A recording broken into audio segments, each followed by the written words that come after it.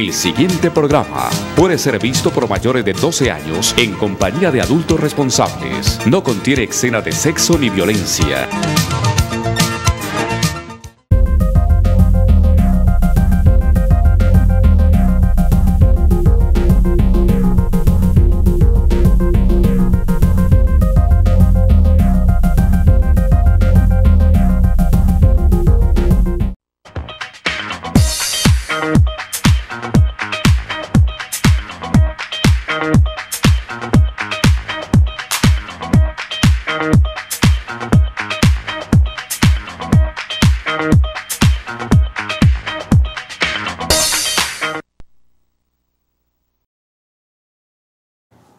Muy buenas noches, amigas y amigos todos que ven este programa todos los sábados, conversando con Luis Hermes.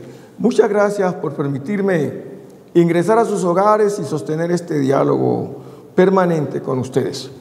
Hoy, como todos los sábados, traemos un tema de interés nacional y específicamente para los trabajadores. Es un tema que es muy controversial, pero que pone en tabla al Ejecutivo y al Legislativo. El presidente Petro le había prometido al soberano, al pueblo, unas reformas importantes para el pueblo colombiano. Muchos votaron esperanzados en esas reformas, pero una vez que el presidente presenta sus reformas, la laboral, la pensional, bueno, en fin, una serie de reformas, la de salud, etcétera, en el Congreso de la República ha tenido una serie de tropiezos. Y en consecuencia, el presidente, frente al hecho de que se le estaban bloqueando sus propuestas, decidió, mediante la solicitud o presentación al Senado de la República, tal como lo manda el ordenamiento constitucional, una consulta popular. ¿Por qué? Porque ya le habían bloqueado la propuesta que había presentado sobre la salud y ahora le bloqueaban la propuesta que había presentado sobre la laboral, que ni siquiera le permitieron estudiarla, y el presidente, acudiendo a esos mecanismos de participación que trae nuestra Constitución colombiana, pues presentó una serie de preguntas para que el Senado de la República le diera el beneplácito, o sea, el sí, para consultarle al pueblo si estaba de acuerdo con este número de preguntas que él le haría al soberano, y si las votaban positivamente y con el número de votos que la Constitución establece y la Ley 1757 de 2015, pues era un mandato del soberano, y por lo tanto el Congreso no tenía sino que aprobar ese deseo del soberano. Pero también en la Constitución no está claro si el Congreso decide decir no, y eso fue lo que pasó. El Congreso dijo no. Y el presidente iba a acudir de todas maneras a la consulta. Sin embargo, cuando él presenta la consulta 2.0, el presidente tiene que salir a atender unos requerimientos de gobierno en la China, y luego la nueva elección de el Papa Pío XIV viajó a Roma y dejó encargado al ministro Guillermo Alfonso Jaramillo de la presidencia como en la calidad de ministro delegatario con funciones presidenciales, que está también en nuestro ordenamiento constitucional. Muchos me preguntan, ¿y por qué no quedó la vicepresidenta? Porque así no es. En la Constitución no dice que cuando el presidente tenga que salir en razón de sus funciones, o sea, de trabajo, debe encargar a la vicepresidenta. No, debe encargar a una persona, a uno de los ministros de su mismo grupo político, y él quedará en la calidad de ministro delegatario con funciones presidenciales, salvo que el presidente se muera, se enferme, o el presidente sea acusado ante el Senado de la República y el Senado de la República discuta, puede haber una suspensión y luego eso en la Corte Suprema, exacto, hay todo un requerimiento, pero mientras no exista ninguna de esas posibilidades, la vicepresidenta solo tendrá funciones que le delegue el presidente de la República. Por ejemplo, el presidente le delegó a Francia Márquez como en su calidad de vicepresidenta en algún momento un ministerio, eso lo puede hacer el presidente, pero ya no podía ser encargada o ministra delegatario. Y entonces se presentó por parte del presidente encargado delegatario también otra reforma pensional, laboral. Quiere decir que se presentaron en un momento dado dos reformas porque la primera ya había sido negada, la 2.0 y la reforma del ministro Guillermo Alfonso Jaramillo, que posteriormente, el mismo 20 de junio, el Senado de la República la negó, y la negó con 52 votos, la del presidente, con 52 votos que fueron por el no y 2 votos solamente que fueron por el sí, porque los de pacto histórico se salieron del recinto. Entonces, inmediatamente, el Senado de la República aprobó la reforma laboral, una vez que ya pasó a toda para que fuera, obviamente, aprobó la consulta laboral para que fuera a lo que se llamaría conciliación, y pasó en la conciliación, y la Cámara la aprobó tal como la había aprobado el Senado, de tal manera que ya no le quedó sino solamente la sanción presidencial para que entre a regir. Y digo que en tablas porque, fíjense, el presidente salió con lo de la consulta por una razón, porque no la dejaron ni siquiera discutir. Ya dijimos aquí que en la Comisión Séptima del Senado la bloquearon de una vez y la votaron negativamente para que no pasara a la plenaria. Como no pasó a la plenaria como la negaron, entonces acá la revivieron, y al revivirla la aprobaron. Quiere decir que se apagó la consulta popular, pero surgió y aprobaron lo que fue la laboral que el presidente de la República quería. En buena hora, cuando eso ocurrió, el ministro Sanguino Páez intervino en el Congreso, y esta fue la intervención del ministro Sanguino, si nos las ponen por favor.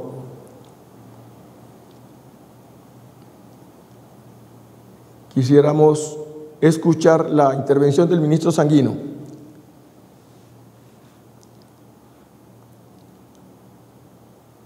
¿No se oye? ¿No la oigo? ¿Aló? Bueno, parece que no nos oyen. La intervención del ministro Sanguino estaba pidiéndola, ¿no la tienen allí? Pero si quiere, póngame primero la otra, póngame primero, si usted lo desea, lo que pasó justamente allá en el Congreso. Póngame esa, el 20, allí. 20 minutos, mucha atención. Por segunda vez el Senado de la República hunde la consulta popular del presidente Gustavo Petro. Esto después de la aprobación de la reforma laboral hace minutos en el Parlamento, en la Cámara Alta. Andrés Carmona, ¿cómo quedó la votación? Ricardo, 52 votos por el no, 2 votos por el sí. Fue negada nuevamente esta solicitud de consulta popular hecha por el gobierno de Gustavo Petro. Esa solicitud radicada el 19 de mayo y que fue complementada con la firma del presidente Petro el pasado 29 de mayo. 52 contra 2. Lo que generó el malestar de los integrantes de las bancadas de oposición y de gobierno es que una vez se votó la reforma laboral, que recordemos fue aprobada con mayorías, inmediatamente los integrantes del pacto histórico y de la coalición de gobierno se salieron del recinto. Eso ocasionó el malestar de las bancadas, quienes empezaron a pedir la palabra, a reclamarle al gobierno la incoherencia de ni siquiera haber anunciado el retiro de la consulta, Ricardo. Andrés, realmente se hunden dos consultas, la 2.0 sí, y la 3.0, es decir, las presentadas por el ministro Guillermo Alfonso Jaramillo, ministro delegatario en funciones presidenciales, y la presentada una semana después por el presidente Gustavo Petro. Doble golpe al gobierno del presidente Petro, triple negativa, si sumamos lo que pasó el 14 de mayo, a la consulta popular en el Senado de la República. Claro, Ricardo, usted tiene que tener en cuenta que la primera solicitud se radicó el 19 de mayo, pero esa solicitud fue radicada con la firma del ministro delegatario en funciones presidenciales, el ministro de Salud, Guillermo Alfonso Jaramillo, por motivo de que el presidente estaba en delegación fuera del país, cerca de China, o estaba en China y estaba en Roma. Sí, estaba en China y estaba en Roma, sí, en la entronización de León XIV. El día 29 llegó el documento.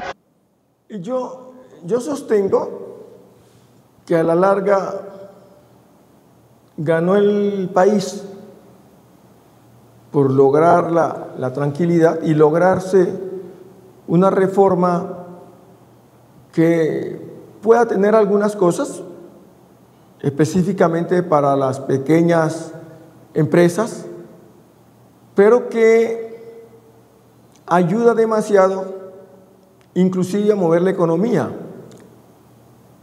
Y además se hace justicia con los trabajadores.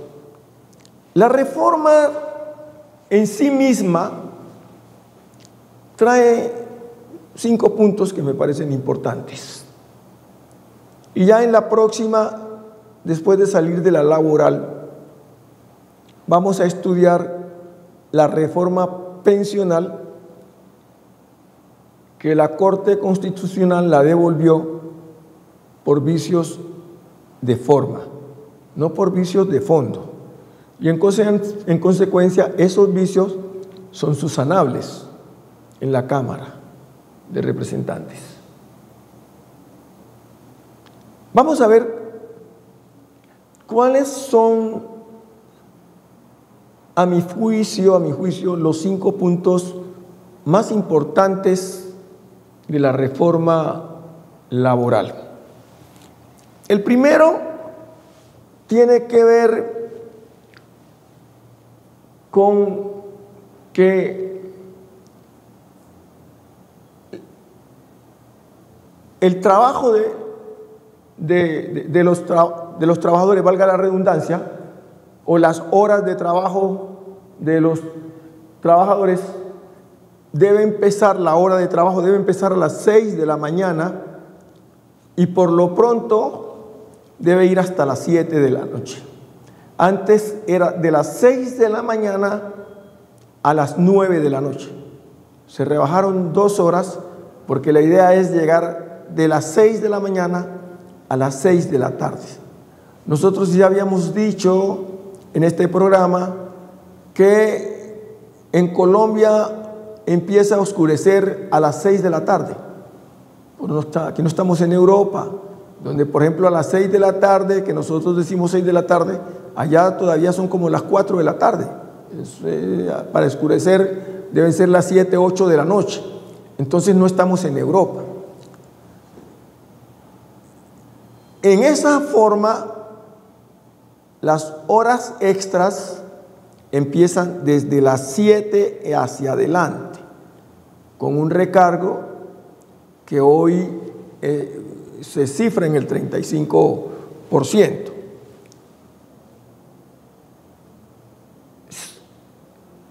Y allí, hablando de ese recargo nocturno o de esas horas extra, va a castigar a muchos trabajadores que trabajan muchísimas horas extras, porque dice la norma que ningún trabajador podrá ir más allá de 2 horas extras por día y hasta 12 horas semanales.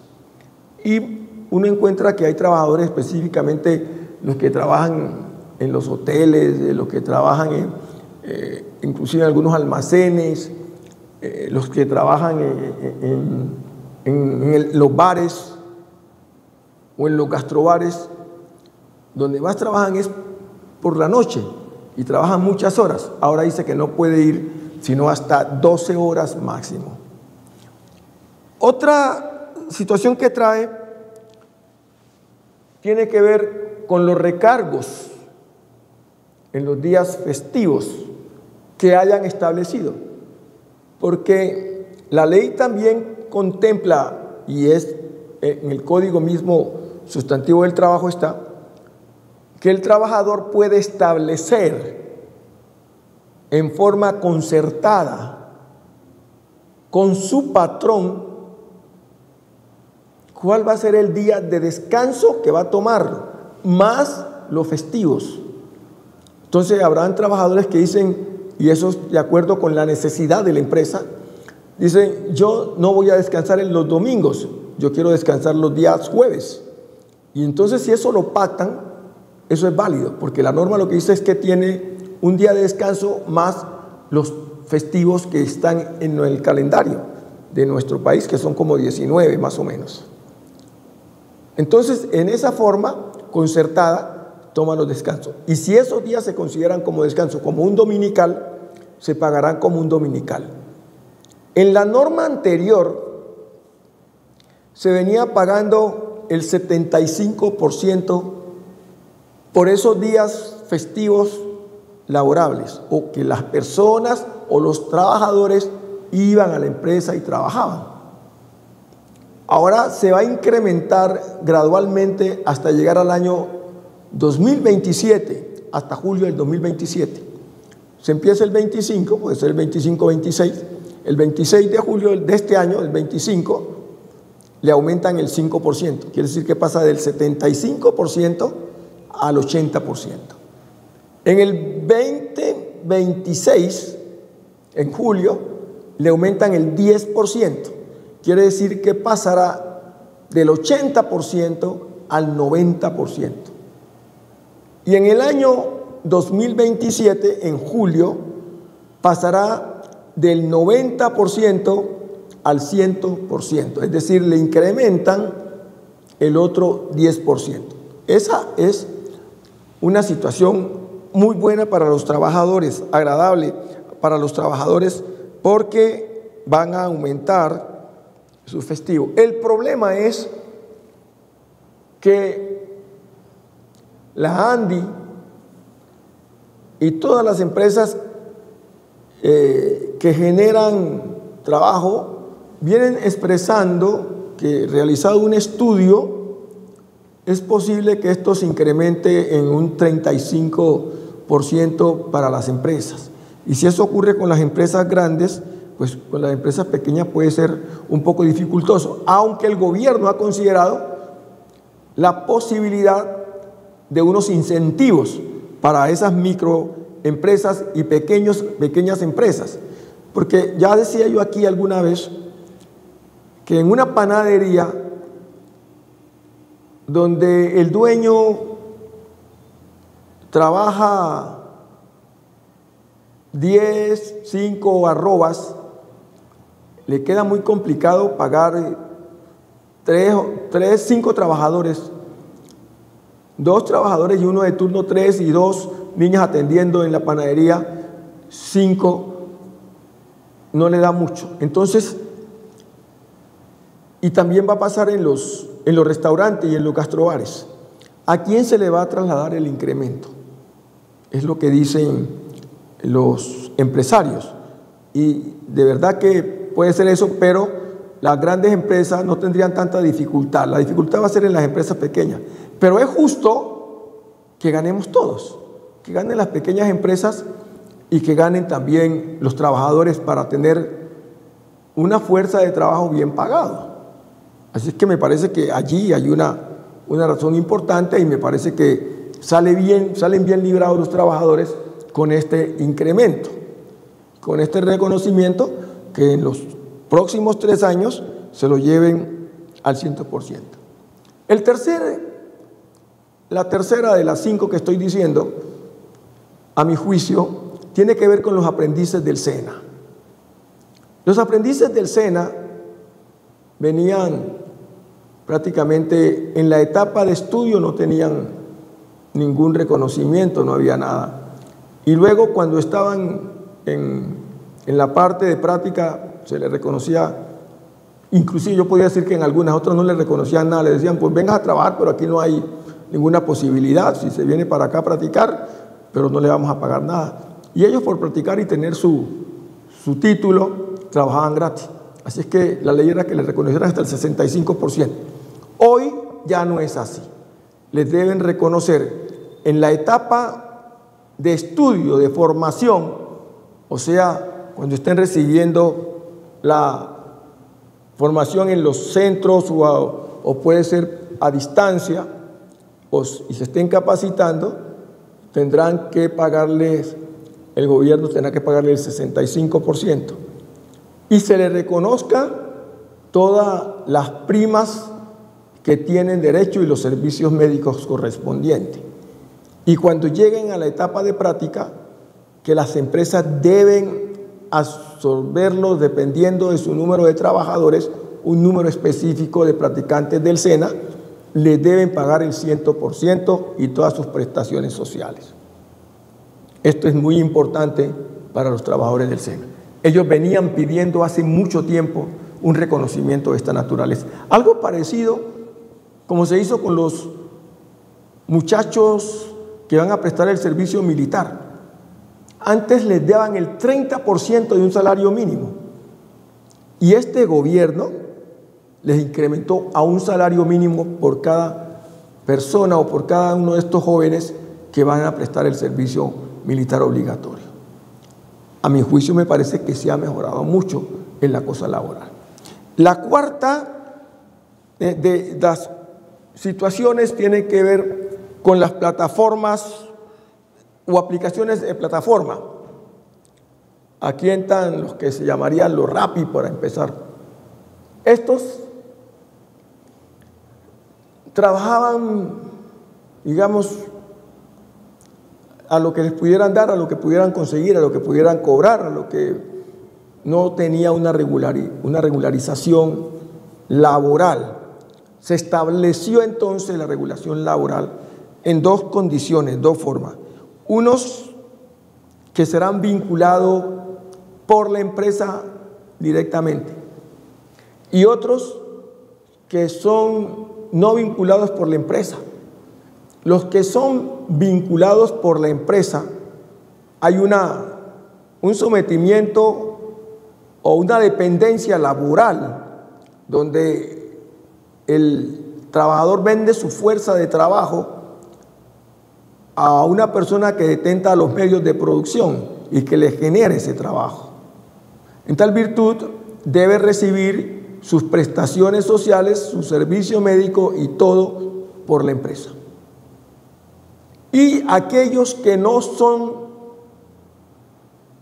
vinculados o que no se vinculan directamente a la empresa, sino que son independientes y quieren mantenerse independientes porque no quieren someterse al patrono,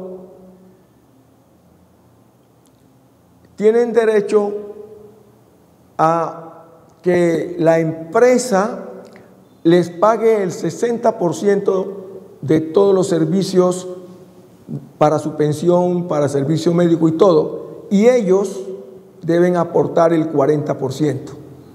Y el Estado, y esa empresa responderá por el 60% también para lo de sus prestaciones sociales, y el trabajador responderá por el 40% para sus prestaciones sociales.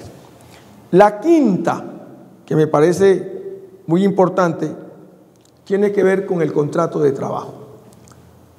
En el contrato de trabajo, que puede ser oral o escrito, hay dos condiciones que son muy importantes tener en cuenta.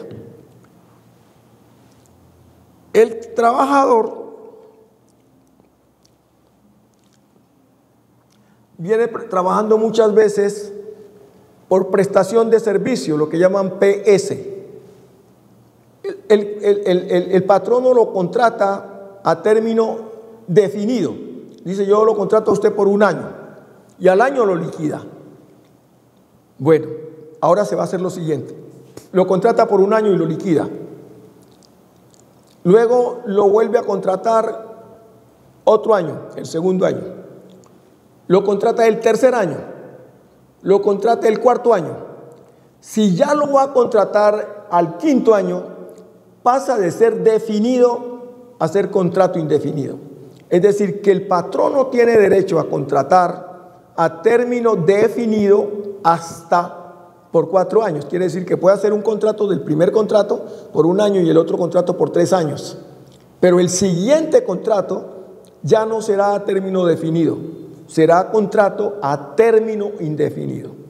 Esas para mí son las 5 cosas más importantes, puedo decirles que salen pues de la forma de contratación.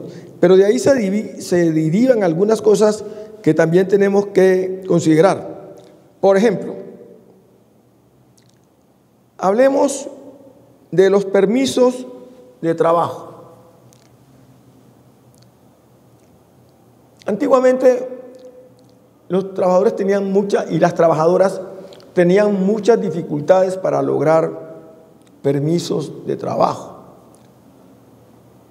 Específicamente en las mujeres, la endometriosis, que es el problema que muchas mujeres tienen con la menstruación, para decirlo así vulgarmente, pues tienen dolores, tienen dificultades.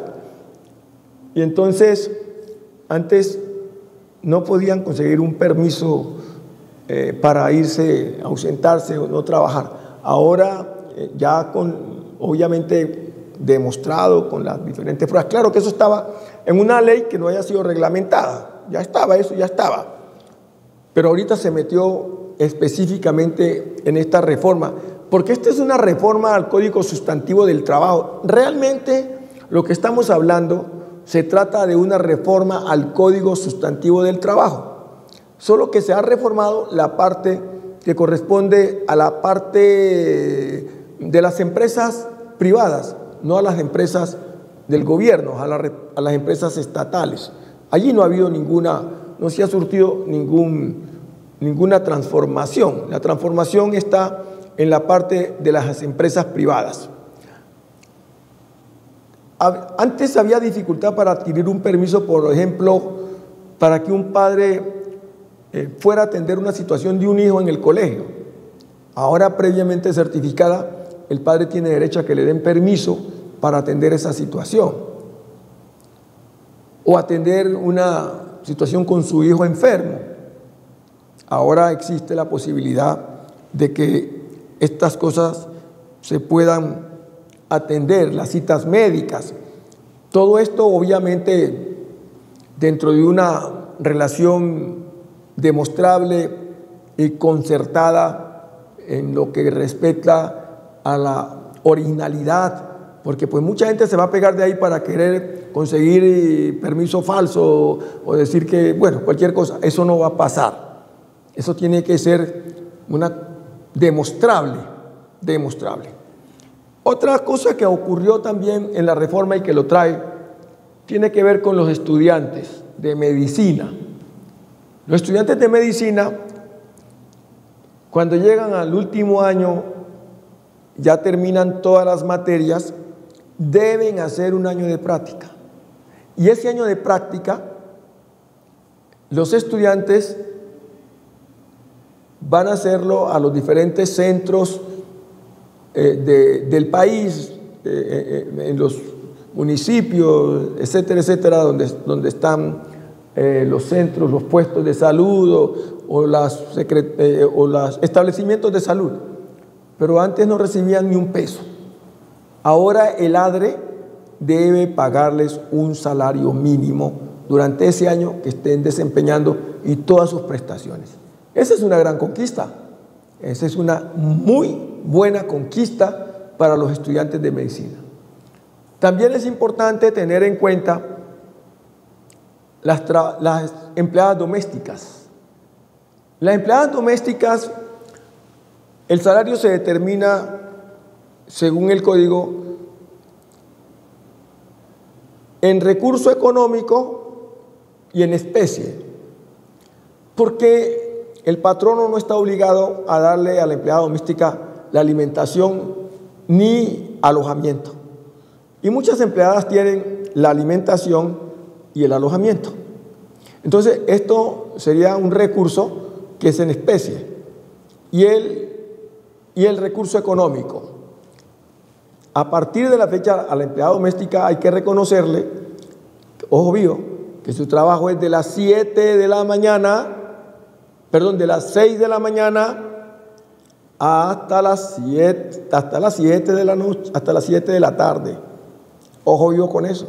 En muchas casas, la empleada se acuesta después de las 10 de la noche. Esas son horas extras y hay que pagarlas como horas extra. Se levanta a las 5 de la mañana o a las 4, que el niño se va a ir al colegio. Ojo, esas son horas extra, porque las horas extras van entre las 7 de la noche hasta las 6 de la mañana. Y la hora laboral corriente va desde las 6 de la mañana hasta las 7 de la noche.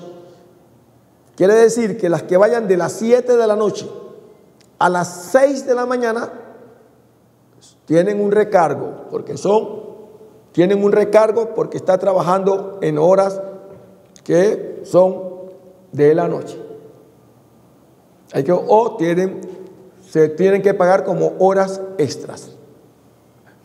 Así que en eso hay que tener mucho cuidado. Y las empleadas tienen que recibir sus prestaciones sociales, todas, y su servicio médico, todo. Se me olvidó decir un poquito en lo referente a los RAPI,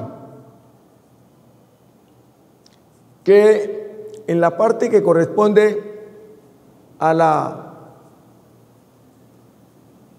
seguridad, ellos que andan en la calle y todas estas cosas, esa parte de su propia seguridad, los que son particulares, la tienen que pagar ellos. Ellos tienen que afiliarse a ese medio buscando su seguridad.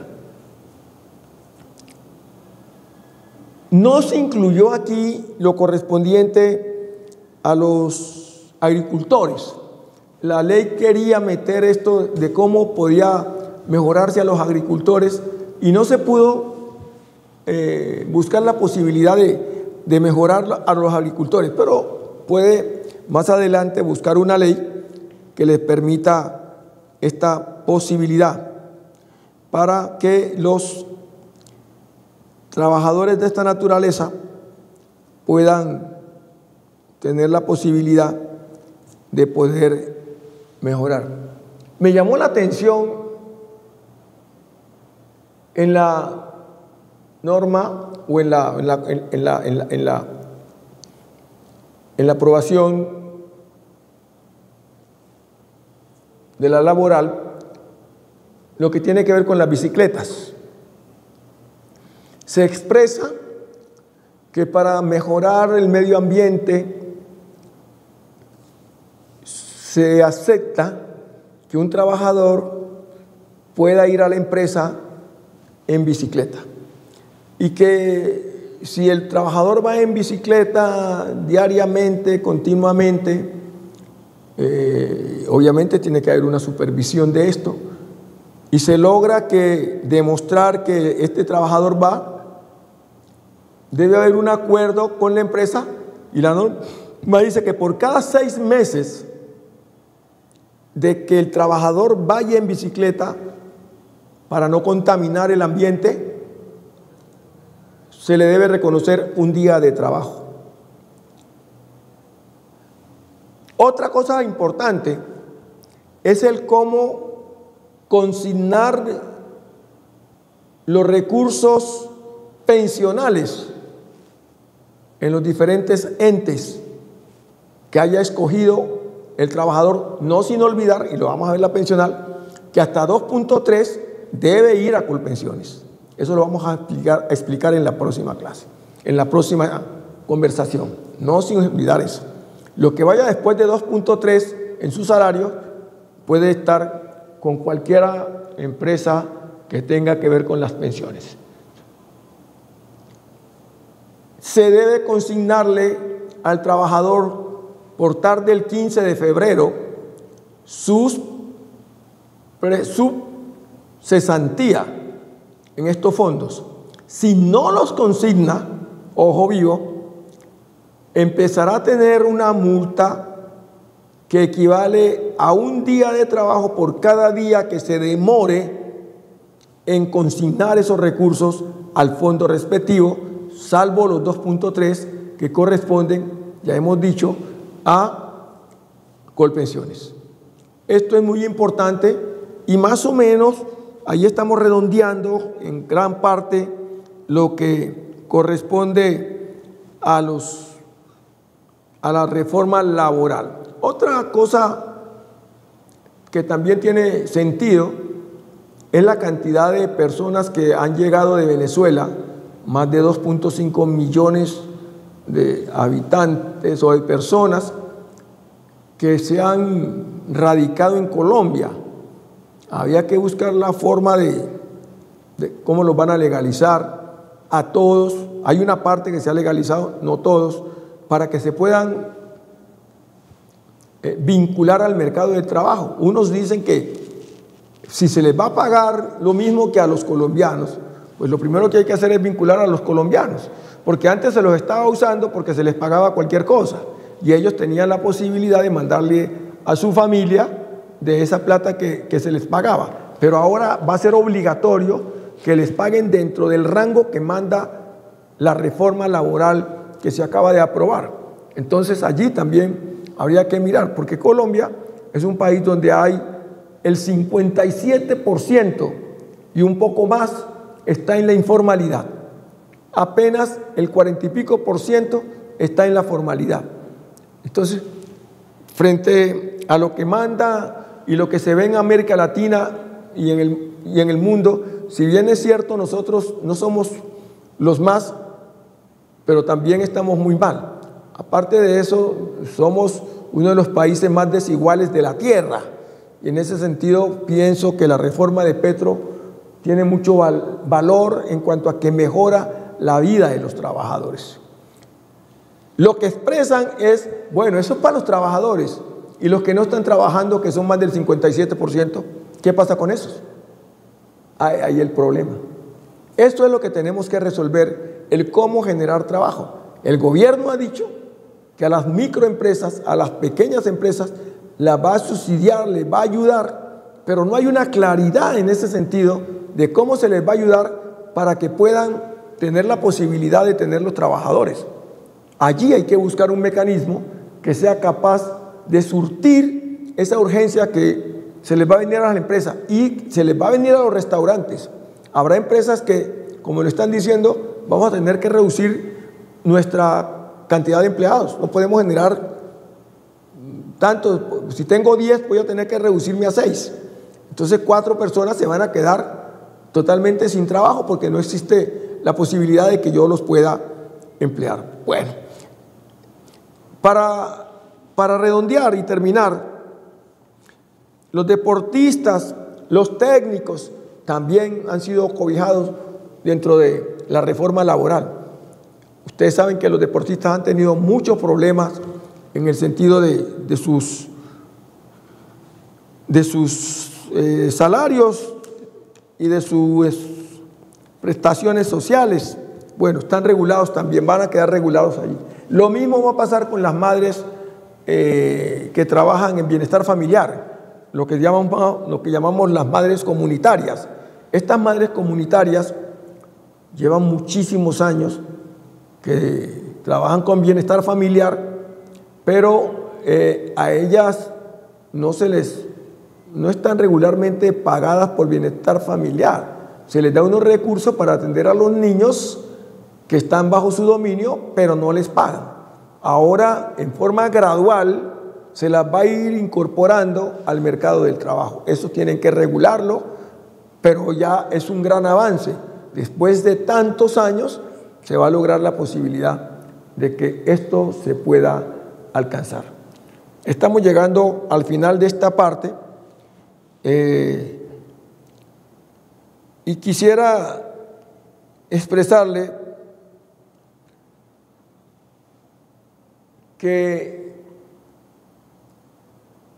el próximo sábado, que vamos a dar unas explicaciones sobre la pensional, porque hay que conjugar la laboral, que acabamos de explicar ahora, con la pensional. Y allí entramos ya a conjugar la parte laboral completa. Pienso que con todas estas explicaciones que acabamos de dar, ustedes, apreciados amigos, quedan más o menos con el conocimiento de lo que pasó con la reforma laboral. Por último, decirles que también se consideró una cosa que se me parece muy importante. Los trabajadores vienen trabajando 46 horas. Ahora, en forma gradual, van a bajar de 46 horas a 42 horas. Esto también es importante. Y también allí empiezan a gritar los dueños de las empresas, porque les están quitando, les van a quitar 4 horas de trabajo.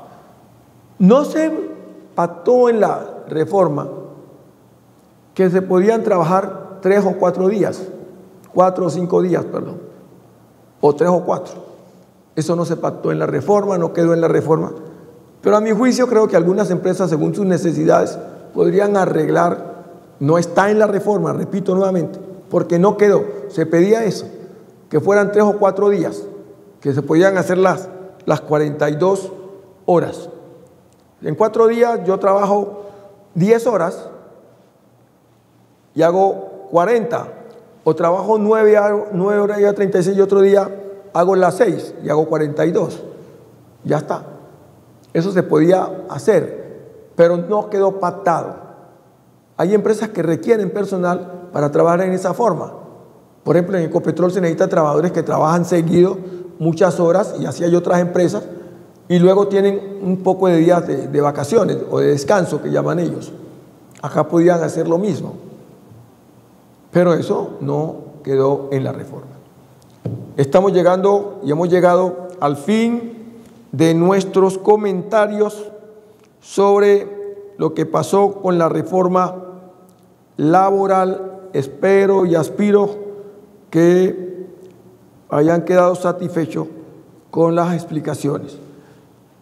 Amiga y amigo, muchas gracias por permitirme ingresar a sus hogares. Y señora padre de familia, señora madre de familia, a esta hora, ¿usted sabe dónde está su hija, su hijo? Si no sabe, empieza a preocuparse, porque por no saber dónde están nuestros hijos, se está perdiendo esta sociedad. A esta hora usted lo sabe, si no lo sabe, preocúpese. Muy buenas noches y hasta el próximo sábado.